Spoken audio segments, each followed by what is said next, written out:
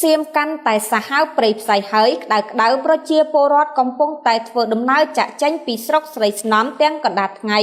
ក្រោយតបសៀមប្រើប្រាស់យន្តហោះ F16 ទម្លាក់ពីគ្រាប់នៅថ្ងៃទី15នេះបើតាមឯកឧត្តមណេតភេត្រារដ្ឋមន្ត្រីក្រសួងព័ត៌មានបានឲ្យដឹងថានៅម៉ោង 18 នាទីនិងម៉ោង 11 នាទីថ្ងៃទី15ខែធ្នូនេះយោធាថៃបានប្រើប្រាស់យន្តហោះ F16 ទម្លាក់ពីគ្រាប់នៅភូមិសាស្ត្រស្រុកចង្កល់និងស្រុកស្រីស្នំខេត្តសៀមរាបក្បែរជំរំជនភៀសសឹកនិងចូលជ្រៅជាង70គីឡូម៉ែត្រក្នុងទឹកដីកម្ពុជា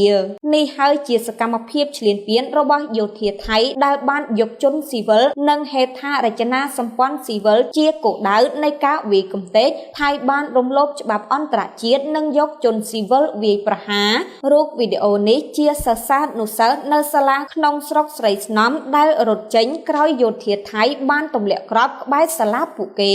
ក្រោយតបសៀមប្រើប្រាស់យន្តហោះ F16 ទម្លាក់ពីគ្រាប់នៅថ្ងៃទី15ខែធ្នូឆ្នាំ